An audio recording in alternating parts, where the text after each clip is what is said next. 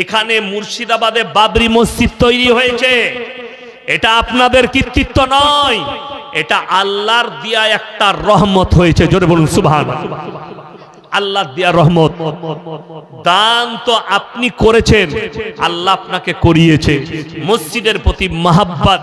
কিন্তু ভারতের কিছু গোবরখোর মুতখোর দেখতে পেল আজও আমাদের দিলেতে বাবরির জন্য মহাব্বত আছে।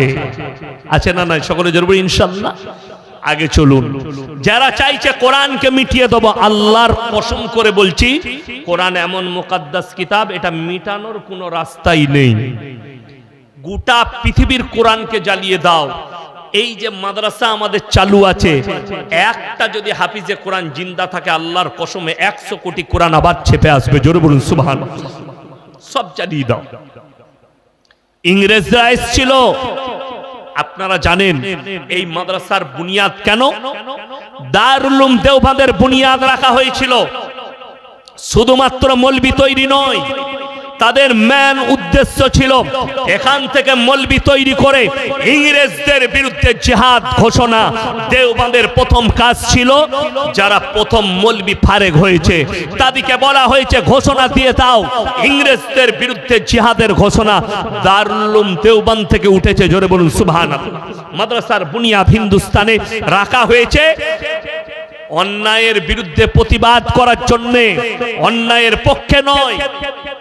মাহমুদ মাদানী সাহেব, আসাদ মাদানী সাহেব রহমতুল্লাহ আলাইহির সন্তান, তিনি খালি একটা কথা বলে দিয়েছেন, জব জব হিন্দুস্তান মে জুলুম হোগি তব তব জিহাদ হোগি।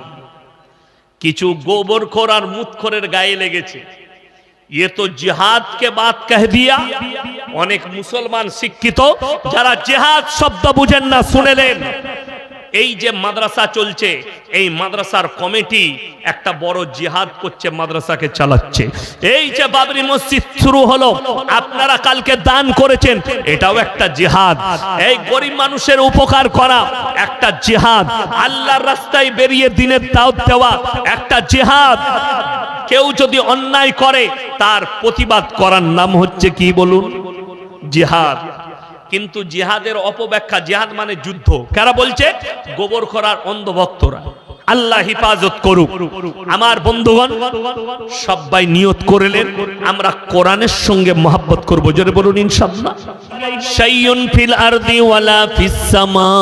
হে আমার নবী, পৃথিবীর মানুষকে বলো, আসমান আর জমিনের মধ্যে যা কিছু আছে, কোন জিনিসটাই আমার আল্লাহর কাছে গোপন নেই।